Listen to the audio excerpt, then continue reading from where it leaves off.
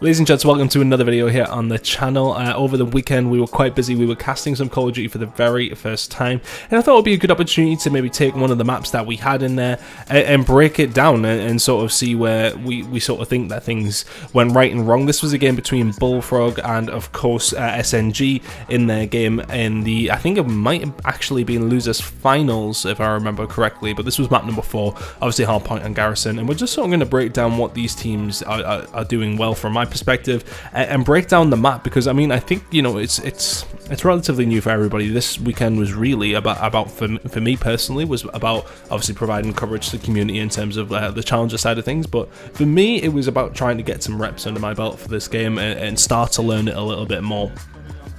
And I think Garrison's one that is quite easy to sort of dive into and break down and sort of go from there and see what we think of these two teams' performance on it. We're coming in a little bit late. We had a bit of a production issue where we didn't jump straight into the game initially, but we're coming in towards P2 we started, of course, we're now moving over towards P3. It was originally, of course, Bullfrog former Team War who did have control of the back point here, but it's one of those ones, this hill specifically, over the weekend, and again, look, comment below if you think I'm wrong, if you have an opinion on this one, but when you look at it from the offset, where it is, how you can set up for it, you would expect it to be one that you can hold very easily. I don't know if teams are just maybe struggling in terms of like how to set up best for this one, but all through the weekend I was like, right, okay, this is a really big rotation. It's not necessarily a money hill, but you can make up a big amount of points. But the majority of the time in Europe specifically, that hill was being broken very, very easily. We're going to get another little look at that one later on, so we'll delve in towards this next hill up towards top control, and it just seems as if you get control of the bridge, if you get control of catwalks, then you're looking pretty good. However, time and time again, these two teams were out-rotating but also breaking each other, and it was very, very evenly matched. SNG do go on to take a pretty good lead off this one. You can see Denza had a very good game against his former team, 11-7 on a 5 streak currently, played very, very well, but in this case it was just very well held by SNG. But the mistake there, we'll just sort of get a quick pause in and we'll have a little rewind. It's the spawn out. So I'm curious who's actually overstepped here. We're just trying to get the just bring this off so we can stop the thing coming up, but I'm curious to who actually oversteps here. Let's have a look. You can see the spawn out comes in a second. One spawn at the back, and it doesn't seem that anyone's necessarily overstepped there further than what they had been. Maybe they had too much presence and control, but then obviously you can see in the bottom left that obviously Bulldog spawned out towards the back. It doesn't actually make too much of a difference when we come towards the spawn, but if you look at number 3, that's Dave. He is the one that will go on to either make a difference or not. I can't quite remember how it did break down.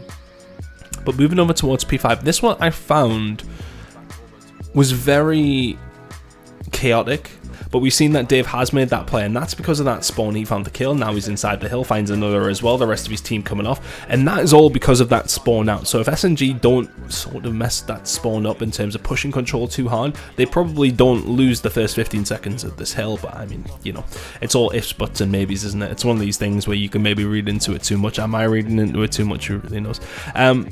But now moving on to this one, continuing, this really does become one of those hills towards the end of the game specifically where things really do get tasty. It is this third rotation, or I think it will be the second rotation, where things get very, very interesting. Of course, there's 5 hills specifically on this map.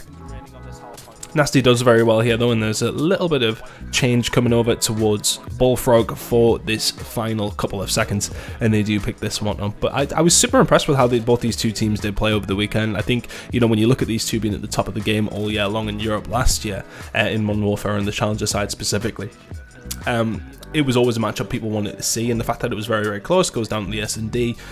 It sort of says that we're going to have a good year, and neither one of these teams went on to win the Challengers Cup. It was, of course, Defrog, PT, Gizmo, and, of course, Afro as well, managing to win it. But moving over back towards P1, this is one of the ones where you really can get a good amount of time. If you can get set up on the catwalk, it really can be beneficial for your team. You can pick up a good 30 or 40 here, and the thing is as well, if you can get set up on catwalk and control, you've got a perfect rotation with P2 as long as you don't push it too hard. We can see there's a little bit of a split spawn. Number 2, Josh in the bottom left corner, spawning out.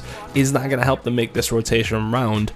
And that's the question. I think if you're SNG there, maybe you push it a little bit too hard again, or is it just a case of split spawns? Who knows? I mean, something we have to sort of see as the year goes on, where the limits are, and I think teams are still learning that, casters are definitely still learning that at this point, but ultimately that overstep allows, again, once again, War to get a hold of that control. So I think, you know, from SNG, if they're looking back at this one, they won't be watching this video probably, but if they're looking back at this one, maybe they'll sort of see where on the limits you can push to, and I think that's sort of the fantastic thing about the beginning of the year, isn't it, is that you can go on to make mistakes, but you can see them and you should be able to fix them fairly easily. Those sort of spawn outs are that scenario, but once again, Denz are having a very, very good game against his former team. They do manage to break it nonetheless, but they did lose out on a little bit of time, but still a very, very solid, 70 to 50 point, 60 point lead here so far, so it's looking good for SNG.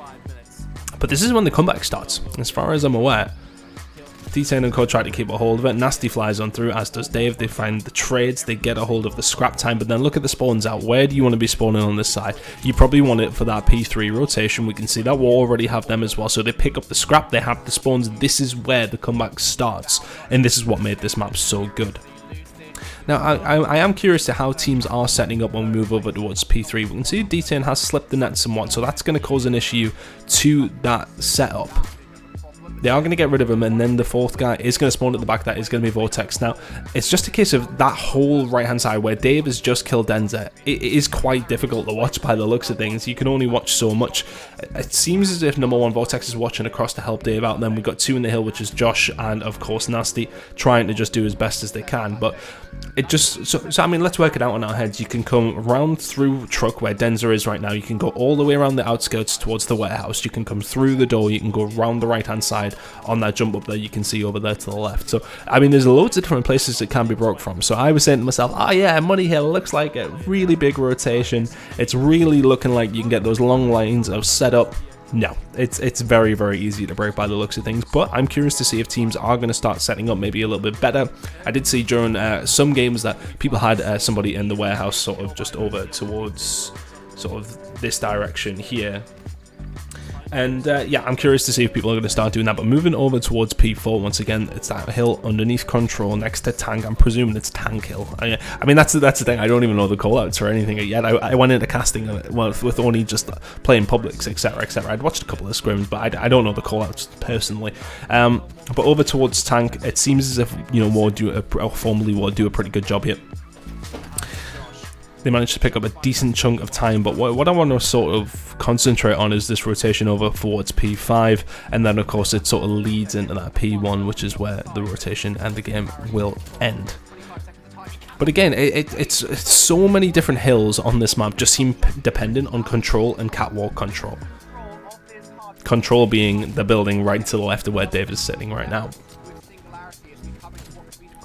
Yeah, just set up very, very nicely. They got that line across and they just slay out. D10 and Denzer do break on through, but it's not quite enough for much more than 3 points. And then the rotation over towards P5 belongs to former War. Of course, Bullfrog looking very, very good in this situation. Again, control is where you want to have somebody inside of it. I think it's because you can sort of move across the map very, very quickly. If you want to move over towards catwalk side, you can. If you want to stay up top and just sort of control from there, you can. Nasty actually finds 3 kills here. The first 2 were very, very good, and he finds the third on Denzer, so it was good from him, but Bullfrog just slay out very, very well. And this is where they take the lead for the very first time, and it took all the way down to this point, second rotation P5 before they did take a lead. And it's something that, you know, Infinity pointed out during the game here, what they did brilliantly. If you see number 4 there, that was Nasty who made the push, but towards the end of the hill, we can see that the control wants to come in once again towards top control. That seems to be where this map is won and lost. It's the fight where we're seeing number 1 Vortex make that push. He goes into this top room, and then they make the push across. They win these gunfights. That's a big gunfight that Vortex wins inside of control, wins the second one as well. They then flood over towards catwalk. Already SNG are spawning out towards the back. They split spawn completely. Very, very well played, and this will close out the game. We can see though, looking towards the scoreboards, Josh 19 and 26, not the best from him, but he will not care. The rest of his team performing well. I think, if anything, SNG just about outslayed them, but War just bringing up the big points when they could, and just a really, really good performance. We'll pause it there as we do end out the video. But if you enjoyed the breakdown of some European Challenger coverage, please do let me know. We'll have plenty more of that coming, and plenty more casting of it as well. If you do want to check it out, we're live most weekends with the Challenger coverage. It's just the cups so far, but I thoroughly enjoyed it. I think, you know, based on what I've seen so far, for Cold War. I think we're in for a relatively good year. I tweeted the same thing out as well, and I honestly think that overall the game is pretty solid. There's a couple of tweaks here and there. Of course, the GAs are in. Maybe they need adjusted a little bit as well. And when it comes down to control, that's something that definitely needs work on. But the hardpoint seem pretty good. The spawns seem to make complete sense, which is a difference from last year. Of course, S&D seems pretty good as well. Most of the maps are relatively good for that one. Also, it's just control that needs working on. But I hope you enjoyed the content. We're going to bring plenty more of these breakdown videos coming. I think I'll probably pick 1 or 2 maps from each week and go through and say what I thought of that one. Of course, trying to learn it back as well. I think it's beneficial for me to sort of sit back here, and it may be beneficial for you guys to sort of sit back and watch it from an outside view when you got a second chance, a second pair of eyes on it. It does give you a bit more information about the map. But I said plenty more will be coming throughout the week. Do click the subscribe button and we will get those videos out for you throughout the week. Please leave a like, comment below what you thought of the series as well. What did you think of the overall weekend? Did you enjoy it? What do you think Cold War is going competitively? Did you enjoy the challenger side of things, though? That's what we're going to be concentrating on for the first few weeks. But thank you guys for watching. We'll see you for the next video.